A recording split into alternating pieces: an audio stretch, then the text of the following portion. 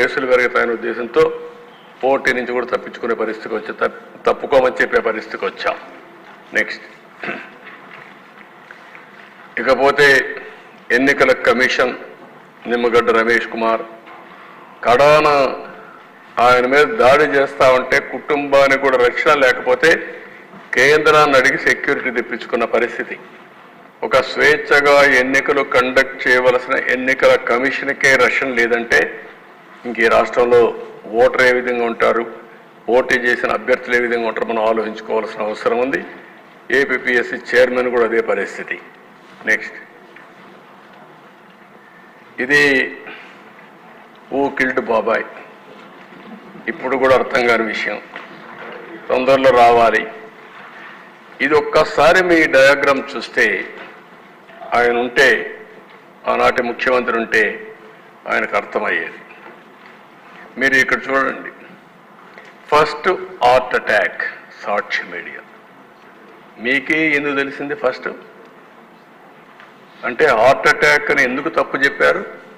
అది అయిన తర్వాత నారాసుర రక్త చరిత్ర అవన్నీ అయినాయి. ఎంపీ, లోకల్ ఎంపీ, క్లియర్గా పోలీస్ నాట్ రిక్వైర్డ్. తర్వాత గంగిరెడ్డి ఆనాటి ముఖ్యమంత్రి మామ వాళ్ళ హాస్పిటల్లో సిబ్బందిని తీసుకెళ్ళి కుట్లన్నీ వేశారు.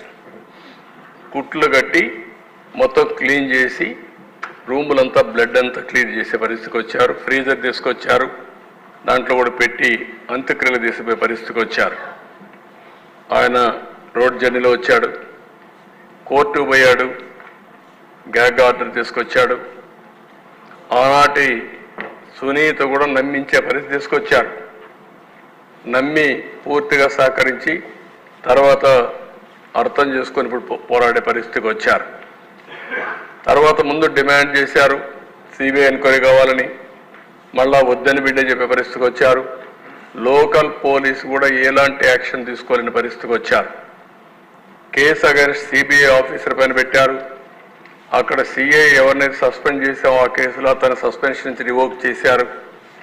ఇంకొక పక్కన ఎంపీ కర్నూలులో ఉన్నప్పుడు అరెస్ట్ చేయడానికి వస్తే అరెస్ట్ చేయకుండా లా అండ్ ఆర్డర్ వస్తుందని ప్రొటెక్ట్ చేసి